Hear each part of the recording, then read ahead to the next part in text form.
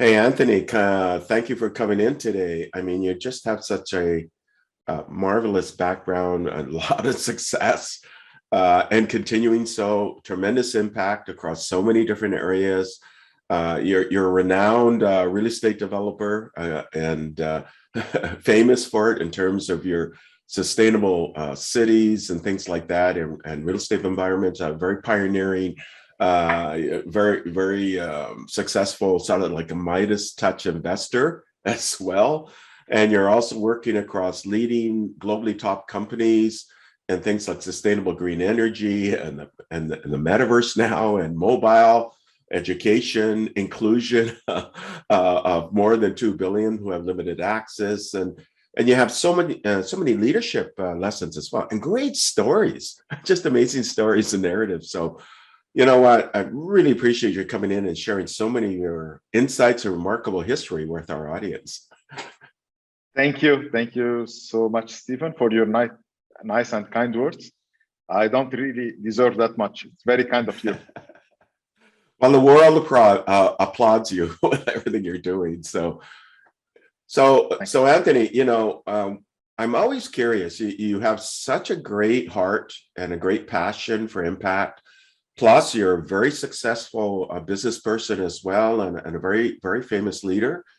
What were the transition points in your life, the crucibles, the things that made you this wonderful person that exists today? Thank you. Thank you so much for this question.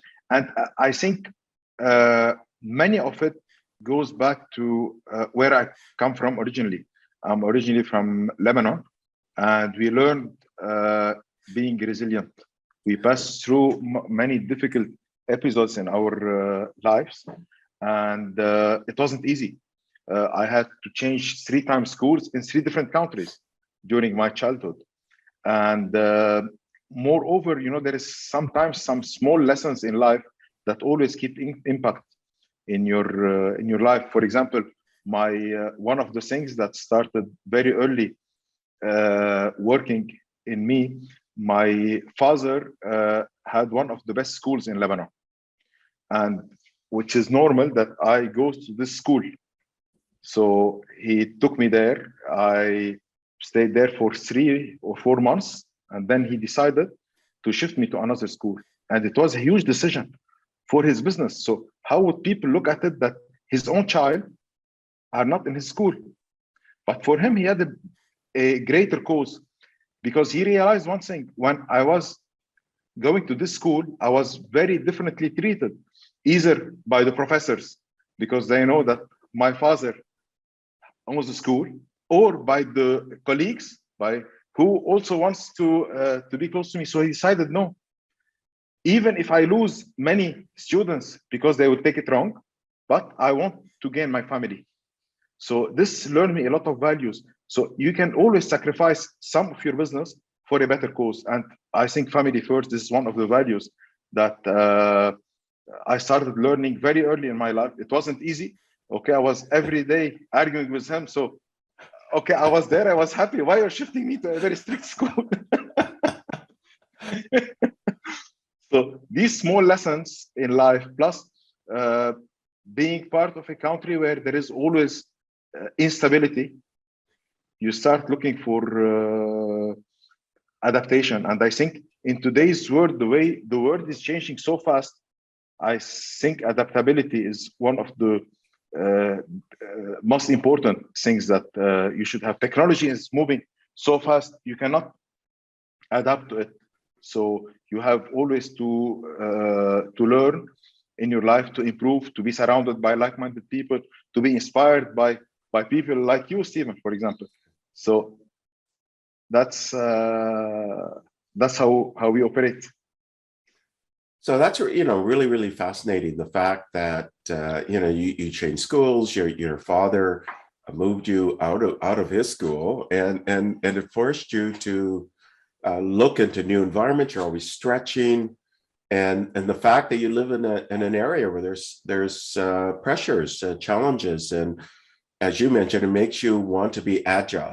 You're forced to be agile at a very early age to really reflect what's happening in surroundings and adapt, continually adapting. Yeah. And as you said, that's the nature of the world today. You know, the fourth industrial revolution, which became society 5.0, which is now smart humanity. Changes occur at an accelerated rate. In fact, sometimes I say more changes occur in now than the last 10,000 years, right? That's happening in the next 5 years. So when I did Singularity, they told us there is a new position that's one of the most important thing, more important than the CEO, is the CAO, Chief Adaptability Officer, that they are doing now in most of the companies to see how they can improve their people, how they can deal much more with the clients, with everyone. And for example, social media is a very important thing, as we mentioned during our earlier conversation, and you asked me that we see a very shy presence of you in social media, and you were right. Things have changed, and I learned it the hard way. I was very much focusing on my business, doing what I know to do best, building, construction, and ignoring that part until one day, one person told me something that really inspired me: the story of Christophe Colomb. Christophe Colomb wasn't the one who discovered America, but he had three things. Many people discovered before him, but he had a dream that he followed. He had built the means to do it by building a good ship, everything.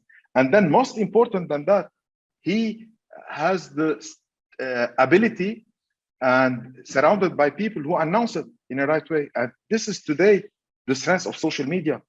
So to be present is very important. To do what everyone is doing today, people ask you, how many followers do you have? How much presence? Because it's all controlled by AI. And if you are not there, you just disappear. Yeah, I mean, I mean, there's the challenges of social media, but there's also the opportunities and that are present in social media. And I know now you have a presence in LinkedIn and things like that. So. I just started. You know, so we're going to mine different parts of your career. We're going to look at the real estate development you've done, the sustainable cities and things like that work. And we'll also look into, you know, you've invested in BBOXX and proof of impact. You're a YPO leader. You won many awards and so on. So we'll get to those questions, but I want to get into your education. I mean, you decided to go into civil engineering. You got a master's in that. And as you mentioned, you did Singularity University. What made you decide to go into engineering? Into engineering initially. You know, I like to build things, and you cannot imagine how much self-satisfaction you see when you design something in your mind, and then you see it in real life. And being an engineer also gives a lot of impact to community when you have all these families building together, joining forces, okay, to build a monument where everyone will look at it. How it is, if it is a neighborhood, it's a full neighborhood where people will start sharing experiences, sharing different experiences in life. And I think we had the opportunity to do something different, doing engineering, but also creating awareness and creating a sustainable neighborhood. So I can see how civil engineering really ties in with your love for building things, because it could have iconic sort of impact in the neighborhood, and it's really and it structures your mind. It really structures your mind, the way you think. So at the same time, it structures your mind and give you a big sense of responsibility. In Japan, they call it the borrowed scenery. So what you see is more important where you live. So that's why we have a huge responsibility toward the community in which we are building. So to really build something that people will like, not only the people living in, but even the neighbors who are looking at that. So this big challenge and being on top of this enterprise that involves many disciplines, engineering will help you structuring your mind, leading a team, and that's it. It's all science. Yeah, and I guess, like you said, you have to be adaptable. Things are constantly changing. So out of this chaos that's in the world, you got to have some means of structuring it so you can do meaningful goals and execute. So that lays a background. And when you get a degree and master's in civil engineering, you have to study physics and mathematics and calculus Yes. and chemistry and so on. You have a science background, so I can see that as well. The structured thinking of sort of a science thinking and the things that you do. Especially Yeah, in the French education system, yeah, they give you, especially the first 2 years, they're common for all disciplines. And we never understood why. Why should I study chemistry while I'm doing civil engineering? And then you start learning, and especially because the world is being connected now, to look at things in a different way. And there is a good example that happened in the 60s in the NASA, for example. They were trying to resolve a problem, and not any of their scientists could have done it. And then they publish it in a newspaper to try to solve it out. And one doctor, a physician, sorted out because he made the association between the human body, how it functions, and the mathematical problem they were trying to analyze. So I think one of the important things you learn by doing engineering is this diversity initially, and then you start focusing. yeah, and I can see that science education background or thinking. We'll get into some of your Goodwall work later, but I can see how it uses your Goodwall work as you want to make education available to everybody. But you also went to Singularity University. Why? So talk about how that comes about and what you learned from Singularity University. How did it change your life? I am part of an organization called YPO, and you're very familiar with it. You do mentoring for many of us, And as YPO, we have spots in many universities in the world. Singularity is one of them. So the purpose of Singularity is mainly either for young people who are doing something amazing, or for old dinosaurs like us who are seeing our business disrupted by technology. So what it does, this course, it shows you what's happening in the next years and teach you how to adapt your business accordingly. And this really changed my life, because one of the last evenings where I was having a drink with the chair of one of the faculties, he really inspired me in something very important.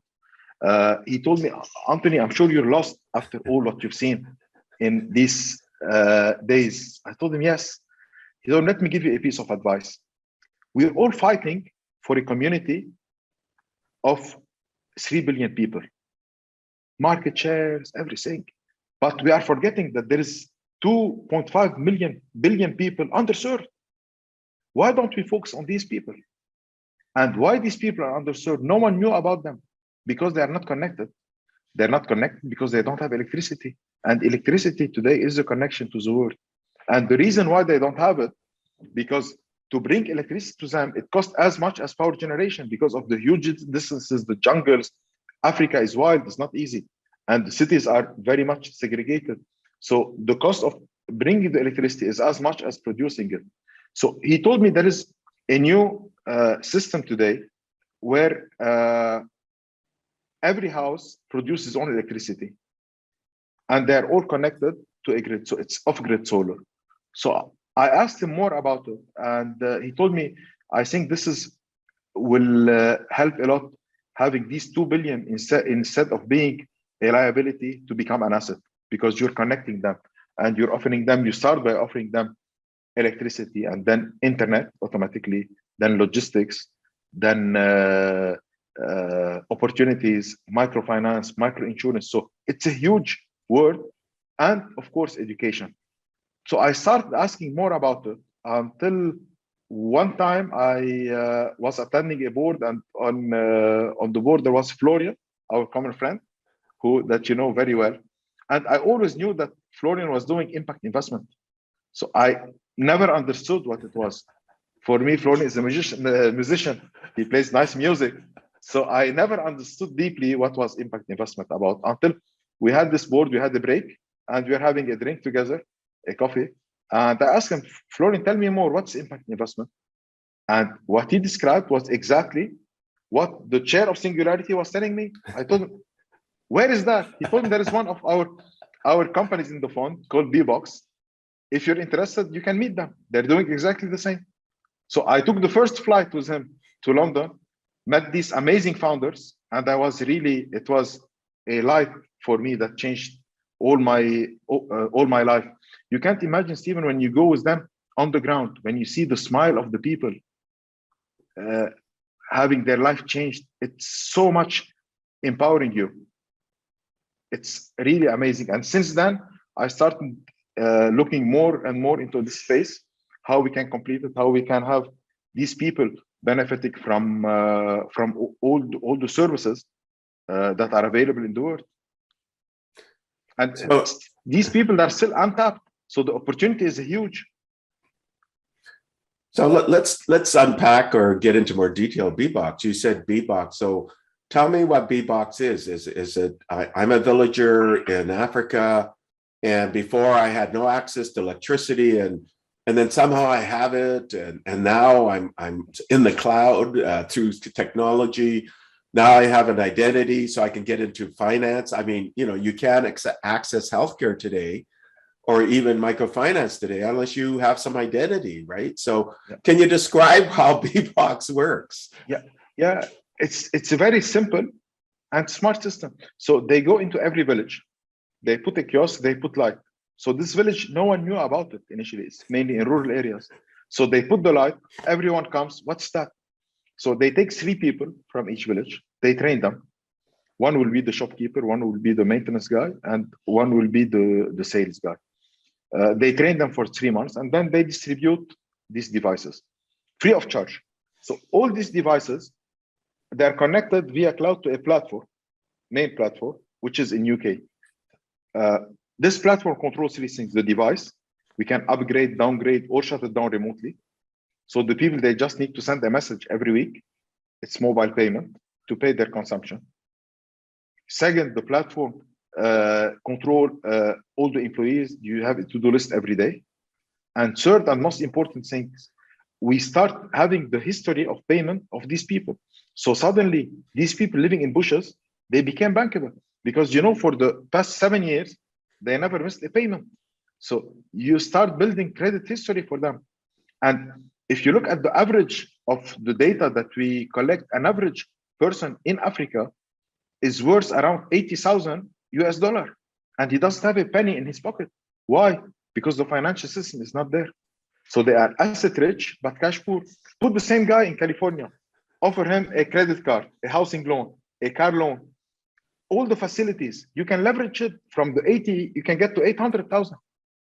And with today's technology, every home in Africa can become an office. And this is where the opportunity lies. And this is why we are looking into the metaverse, when you can employ people from all over the world, offering them the same opportunity. What's the difference between a kid in London, in Africa, or in New York? It's opportunity. And this reminds me of a nice story about one guy I met one time in Kuwait. He's from Philippines. And let me tell you this story. It's really fascinating and it's stick in my mind. So he's a very successful businessman in Kuwait, originally from Philippines. So one time I was with him and I asked him about his story. So he told me that he comes from a very, very modest neighborhood in Philippines. And his parents, both his mother and father, they sold everything. They were working day and night for his education to get him a accountant diploma. And he got it. So they were so proud of him. They made a big fiesta in the village, telling him that our son got the diploma and now he will be working and hopefully buying us a house in the village. So what he did, he left his diploma home, took the plane, and came to Kuwait to work as a waiter in a restaurant. His mother got crazy. His father doesn't speak to him. What is this crazy child? What is he doing? But he had a vision. He told them, if I stay in Manila, in Philippines, I will stay there. But here I'll be meeting people. So he started working very hardly in a restaurant. And people start noticing him, how much discipline he has, how much education. his language, everything. And he started getting promoted until he became the manager of the restaurant. And then the owner of the company met him and took him as a partner. So, and today this guy, okay, is a very successful businessman. And not only he bought a small house in the village, he bought a tower in Manila for his parents. So this is a unique opportunity, I think, on the metaverse, where everyone is equal, everyone get the same opportunity to discuss, to share business, to meet people. And today, still the metaverse, we are all equal, but I think with time, it might be segregated as well as our normal world. So we have to move fast. We have to move fast because it's a unique opportunity today to have these billions of people being an asset and change the world. And if you see the way they think different because they are not in the box that we are living. They have made a test about one champion of bikes. They gave him a bike that turns, if you turn the steering left, the wheel will turn right and vice versa. It took him 2 months to drive 600 meters. They gave the same bike to a child that never drove a bike in his life. It took him 2 weeks. So you have to unlearn to perform. And I'm sure when these people will be coming to the workspace, they will really change the world. And it's our duty, our fiduciary duty for people like you, Stephen, who are world leaders, who are mentors, to try to put these things together. Because before, one country could have destroyed the world, but today one person can do it because of technology. So this is why we have to be very careful in terms how to manage these opportunities, how to scale it in a good way, how to preach the ethics, the values, and the good use of the AI and metaverse. So, there's a lot that we just talked about. So I just want to just momentarily go back to BBOXX, that they actually have solar panels. So each family can have a solar panel, so to deliver electricity, and they can have batteries to store it, so they can have off-the-grid electricity. They can sell that electricity into the grid. So it's a distributed electrical power system. And because they're connected to the cloud, and there's transactions occurring, then they develop an identity, and they can build. They're really entrepreneurs. Everybody's this entrepreneur. Absolutely. And then you tell this compelling story of this gentleman in the Philippines, and he gets an accounting degree, and he says, "No, I'm not going to become an accountant and buy you a small house. I'm going to go off and go into the restaurant business in Kuwait, and he's a waiter and he's a server, but because he's so impassioned and he works hard and he builds relationships and met the right people." Yes.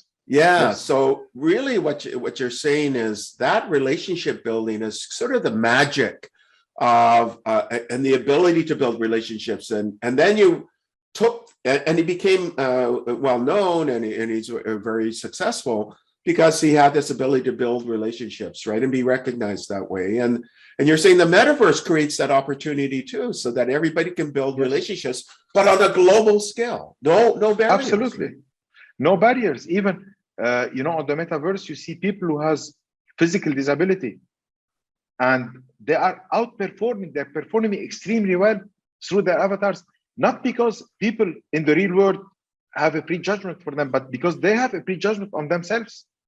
So when they are there, when they are on this connected, where they are really showing their real performance, they can outperform in a magical way.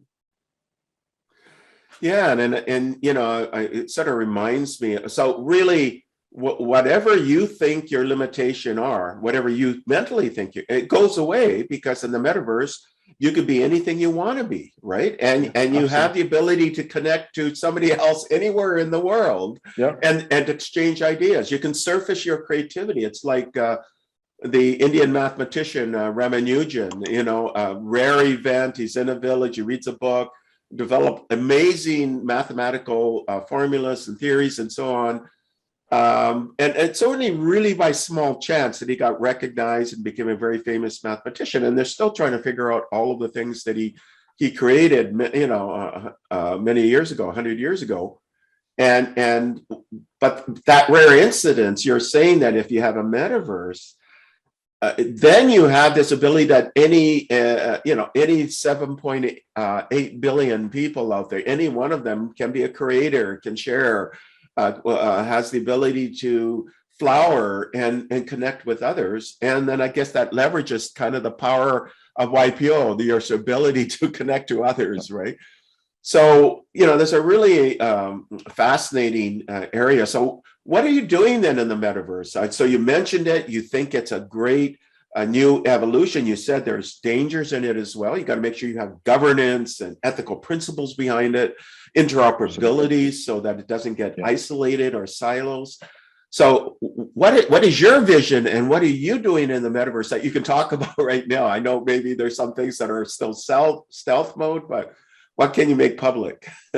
You know what we're trying to, we love the world we live in. And if we want this experience because we already tasted in this real world. So what we're trying to do is connecting the real world to the digital world.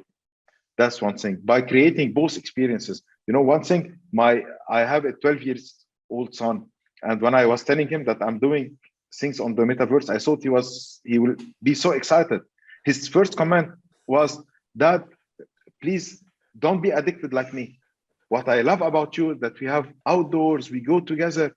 So these are the barriers that we should have a balance between the real experience and the digital experience. And being present in the real world, in the real estate, I think we are well positioned to offer both experiences one way. Second, in spreading awareness in terms of environmental, in terms of impact investment. So having these people connected through the metaverse in an impact district will create a lot of synergies between them. So this is what we're mainly trying to do. I think for the moment we cannot disclose more about it, but these are mainly the headlines. So you mentioned impact districts, so that's a really interesting. So the audience is now going to be waiting to see when you go public with what you're doing. It sounds really, really exciting because you mentioned and you connected the term impact with district. So really it's for tech for good or social good. I know you're a big fan of education and empowerment of youth and empowerment of people, because you've invested in BBOXX, which is about empowerment of anybody out there, and it's about sustainable energy itself. So I can see that infusing your vision of the metaverse. So I can't wait to see when you go more public with it. You have this thing called Goodwall. Can you describe what Goodwall is and where you want to see that progress from now and then into the future? You know, Goodwall is an application that's mainly catered for Gen Z. You know, when you post your profile, you don't post it in a still way, but in a way of dynamic where you can show your skills. So it works on 4 different pillars. First, you post your profile in a dynamic way, so you show your skills. Number 2, you can improve your skills by taking courses through Goodwall. Third, you can perform, and this performance, it will be with a supportive community that will vote for you. So you can pitch your skill, people will vote for you, and you get an award, either a reward or a financial reward. And today we are giving 1 award per day, which is very, very good.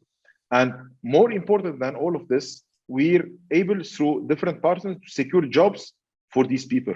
So Goodwall has today 2 million subscribers, which is a huge. And I think by these synergies, by connecting also the people from Africa through BBOXX, it will create an amazing opportunity. Because if you look today at the subscribers, they are mainly in North America and Europe, but in Africa, it's very shy. Why? Because they're not connected through electricity. So by connecting these people through this platform of education, we are offering opportunity and education almost to many people who never thought having this chance and opportunity to outperform. So I'm just going to sort of connect the dots again. You know, you indicated you're part of BBOXX, which is any villager, any person can have their own electrical capability through solar energy and storing through batteries, but it's managed through technology. So now they have an ID, they have an identity, so they can get included financially, they can have health inclusion as well. And because of that, they can now connect to this platform, this mobile platform we built, which has over 2 million people already, and you're growing to about 10 million in the near term, and then 100 million, right? So, and that's where you can have skills, you can put profiles up, you can grow, you can connect, you can commune with others, you have a reward system to incentivize them. and so rather than just being Euro North American centric now, you can also now include all of the communities you're bringing in through BBOXX. So you're combining these two Absolutely. communities so they can engage and create and work together and learn together and showcase their skills as well, right? So absolutely, spot on. As usual. Yeah, I think it's pretty amazing. And then, you know, one of the things that you're interested in as well, and you're part of, is proof of impact. So what is proof of impact? Why did you get involved? And how do you see that fitting into, let's say, Goodwall or BBOXX or MineX or Change Labs or ACDME? I mean, there's all of these different sort of projects you're involved with. How do you see them fit? Can you get into more detail? What excited you about proof of impact? You know, because everyone today speaks about impact, but how do you measure it? No one knows. So proof of impact is a technology platform that will come into your servers and give you a full report about the impact that you're doing. So it is because doing impact is not only saving energy, it's not only being environmental friendly, it's also, there is so many SDGs that will make the world at peace. Gender equality is one of them. So it will go and make a full report that you can count on to improve. Because if you want to improve, you want to measure. And this is a tool that will help you measure and make a difference and scale it up more and more. These small details are sometimes very important. Just to give you a heads up, yesterday we got an award in one of our building companies, best place to work. And why? Because people were happy.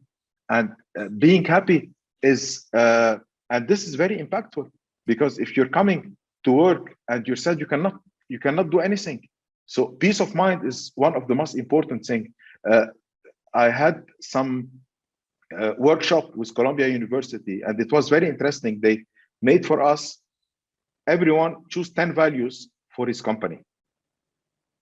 And then they put us in different breakout rooms, and we are allowed to trade these values between 6 people. So you can give them, you can give out excellence and take ethics and so on. So we were able to trade. And then we were shifting from one breakout room to another 5 times. And what we noticed that at the end of the day, end of the exercise, there is the top one common between all of us. No one wants to trade it, which is happiness and peace of mind. So you know where this comes from? This comes from the impact. There is much more power in giving than taking. You know, it reminds me about a story. One guy was crossing the park in London, and he felt like grabbing one chocolate. So he took one chocolate, paid £1, continued, and then as he was walking, he saw a child on the street asking for money. So he gave him another £1. He smiled at him. He went to his job. when he came back in the evening, what stick in his mind? The taste of the chocolate or the smile of the kid? And I think this is what is impact about. And if you can start doing it by baby steps, you can really make a big change in the world. Yeah, I mean, that's a great story because, the world has givers and takers, and you get more from giving than you get from taking, right? So absolutely. And you talk as you are doing, everyone knows all the pro bono things that you do. Okay, all this job, all this amazing mentoring and advices and interviews. You are doing everything pro bono, and I'm sure how much positive vibes you are spreading to the world by giving your time, your experience, and everything. Well, you can witness that. Yeah, but I'm inspired by you. I mean, and you talk. I'm a very small learner. I'm a very small learner, Stephen. You talk about happiness, and that's such an interesting term because I know this group out of Thailand, and TMB Media Global, and working in partnership with DTGO and MQDC, a subsidiary by many of these companies, and they're family members of the CB family and so on. But happiness is like, they believe in happiness. I see so much synchronicity between what you're doing and what they're doing, and they're building a metaverse called Translucia. Oh, wow. And I think, there's just so much, I don't know. Synergy and synchronicity for sure. But getting back to happiness, they used to think that happiness was fixed, right? They used to call it the happiness set point. They thought everybody was born with this particular happiness set point, and it couldn't be changed. And then scientists started to analyze monks, like from monasteries in Tibet and so on, and they found they actually could change their happiness set point, and it really changed the thinking of it, because you could do it through meditation. And then you even have a country in the region that has happiness as part of their government policy, right? Yeah, absolutely. There is a Ministry of Happiness, and it's extremely important. It is extremely important in anything you do, because there is always two sides of the thing. Even a no, I always say a no is a yes with some conditions. So if you look at a positive way, you never take no for an answer. You always, with happiness, try to penetrate everyone's heart, everyone's mind by being happy and positive. Yeah, happy and positive. And then if you take that approach to life, then there's no impossible. Everything's possible, right? It's about time. If it was possible, it would have been done. Yeah. If it's impossible, it will be done. Yeah, exactly.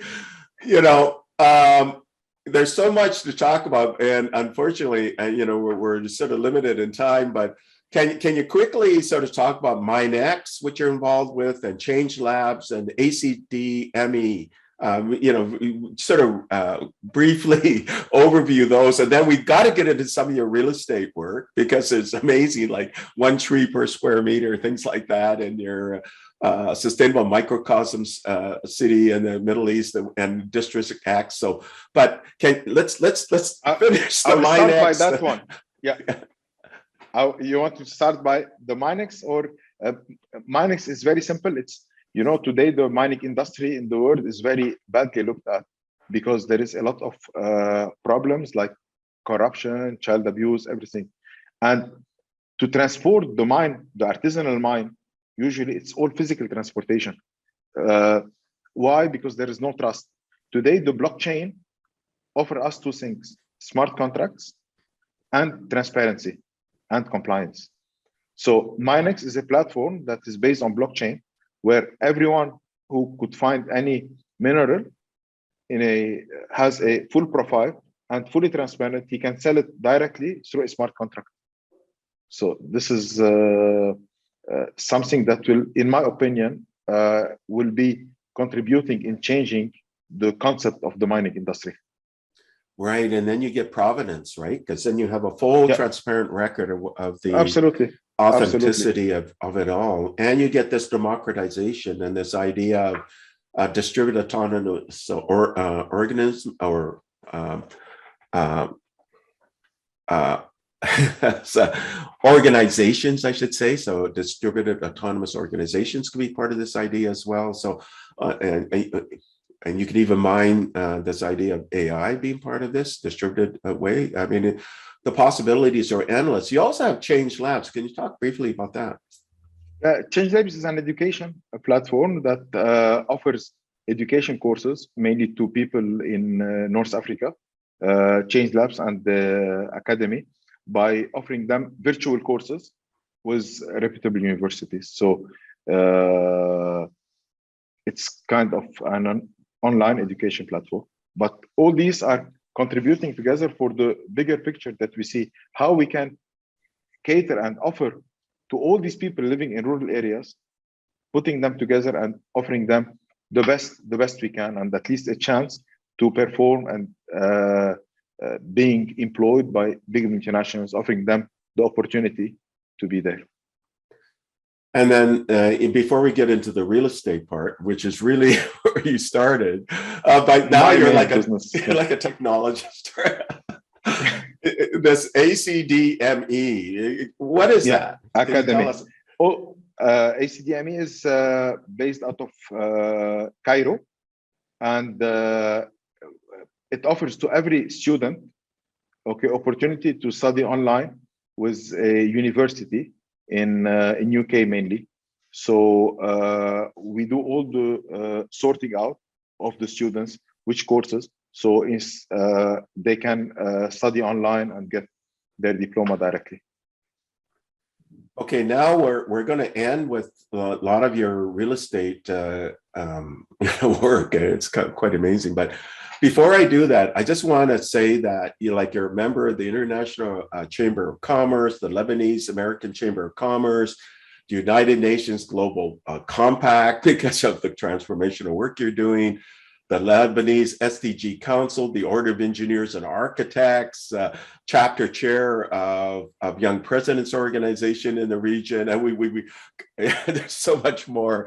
And you've won, these different awards, like from Forbes, the top person award, the Haagen-Dazs award. I mean, the Star Award. I mean, the Economic Social Development. It just goes on and on. And you accomplished so much, and really a lot of that comes from the amazing work, the inspirational, transformational, very creative work that you're doing in real estate. And an example would be District X or District S. Can you talk about District S? What is it?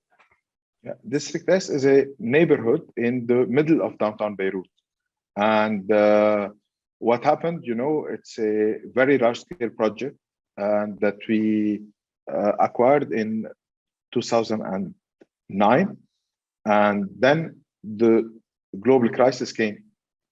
So we had two debates: either reduce prices and quality and compete with everyone, or do something different and create awareness. And that's what we opted. And this is the start of my journey into environmental and energy saving and neighborhood, because the concept of being a sustainable neighborhood is not only about energy saving, it's the concept of the new generation. People, they want to live and work in the same space, but if they have a meeting, they can have a conference room or a desk. So this concept of mixed-use development started being noticed a while ago. COVID just accelerated that.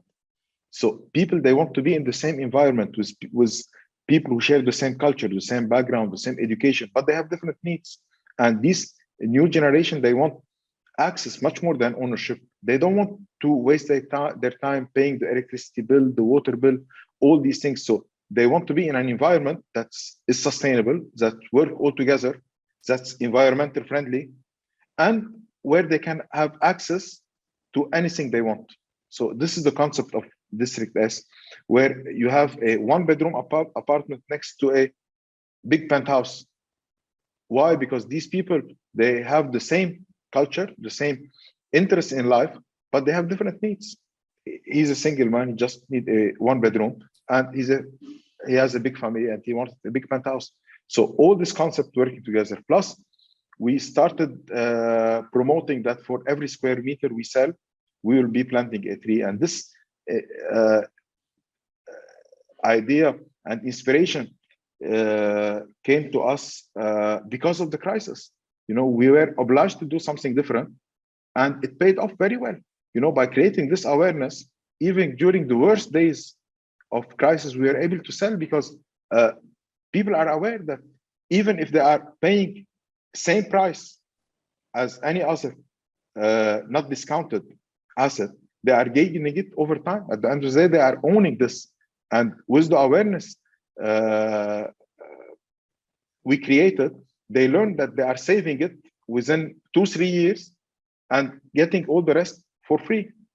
And it's a big responsibility for us. You know, one time I was attending a conference, and this really triggered me to do to look into environment, how much important it is.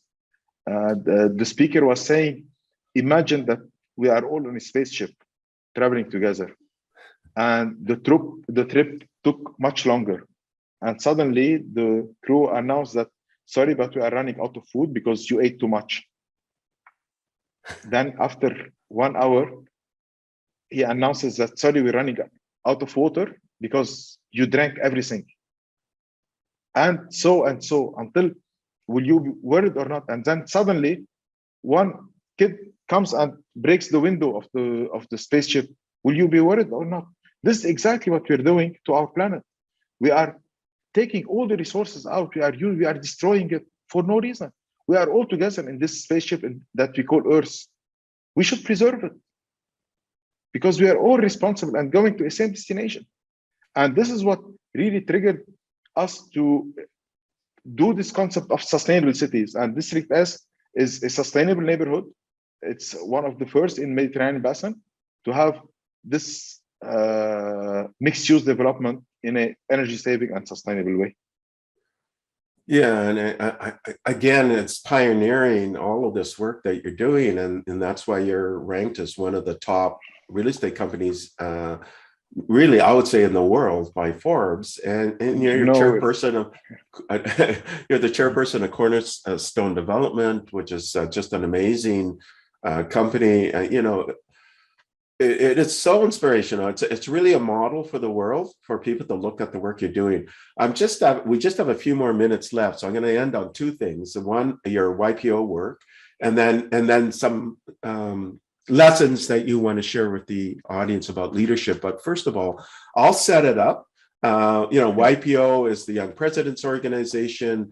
They've been around since 1950, so over 70 years of age. They're over 31,000 CEOs, basically, across 142 countries, 450 chapters, many events, thousands of events internally within the organization.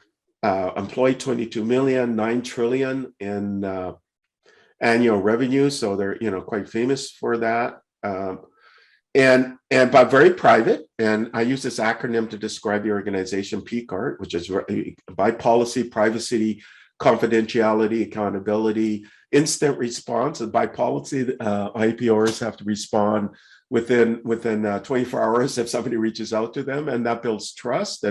But very intimate. You are highly respected within this very elite organization, and so my question is, what got you involved with YPO? You are a star within the organization, and why would you recommend people join it or try to join this organization? YPO is really a life-changing experience, and I would recommend anyone in the world to do it. It has mainly 3 experiences that I really love. If you are on top of your organization, you are lonely. Why? Because if you have problems, you cannot share it with your staff. They will look bad at you and they will be more worried. You cannot share it with your family because you will be bringing your problems home. You cannot mainly share it with your friends who are mainly your competitors. So in YPO, we have this thing we call forum, where people from different industries, but same background, same education, same culture, we share our problems together. It's a forum of 8, which is top confidential. And we take advice and ideas from people who are seeing things in a different way. So this is so powerful. It's like having a top-notch board advising you, sharing their experience. It can be in anything, not only in business, but in life matters, in anything. And it's so powerful, so much relief it gives you. So that's one. Number two, in YPO, if you are a successful leader, you are going on holiday, you don't want to talk about business. So we have this non-solicitation in YPO where you can only talk about a topic if you are part of a certain network. If you're not allowed to talk. And third and most important thing is lifelong learning. So we have spots in all of these universities. So I got to Singularity thanks to YPO. So with Harvard, with Stanford, with LBS, with all the big universities, we have spots as YPOers. And we go there 1 week a year. And it's very important because whom you are with sets really the tone of the professor who is teaching you. So you become friends with people who are like-minded, are like-hearted, coming from the same organization. And it's really, you can really learn much more by sharing experiences and having access to these amazing universities. And this is thanks to YPO. Well, I encourage the audience to take a look at you and all the work you're doing, because you're an inspiration. You're really a star within the organization, and then the audience look to see if you qualify, and then join the organization. It's amazing. And all the companies you mentioned, they are led by YPOers. Yeah, exactly. Yeah, from BBOXX and so on, proof of impact and so on. Yeah. But you're a great model of what a YPOer is and aspires to, and so on. My last question is, what message do you want to lead to the audience? And that's it. That's the last question. I think two things. I always say, follow your dreams. They know the way, but you cannot do it alone. You have to have a very good team, and you need to be surrounded by people who really love what they're doing. There is a famous quote that said, what if you spend on your team and they leave? And what if you don't and they stay? So it's worth taking the risk. Spend on your team, build an amazing team, because leadership is not about the captain, it's about the ship. So it's not about the leader. So this is, I think, one of the biggest things. And being humble. We every day from every person, you learn something.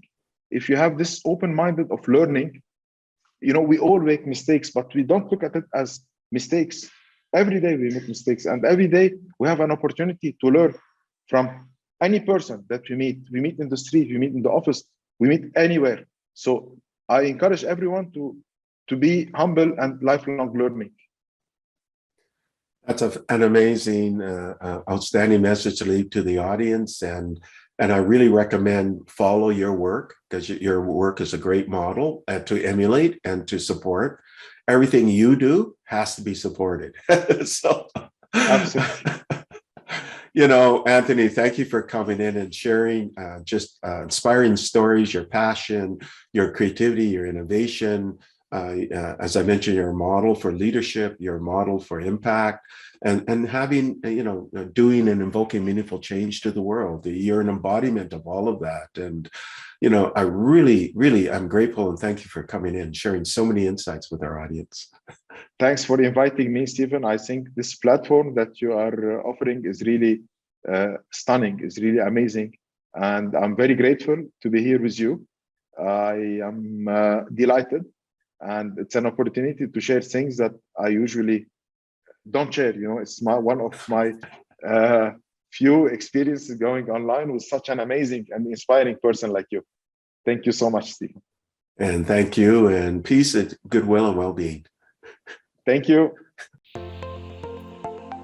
Thank you for listening to the brand called You Videocast and Podcast, a platform that brings you knowledge, experience, and wisdom of hundreds of successful individuals from around the world. Do visit our website www.tbcy.in to watch and listen to the stories of many more individuals. You can also follow us on YouTube, Facebook, Instagram, and Twitter. Just search for the brand called You.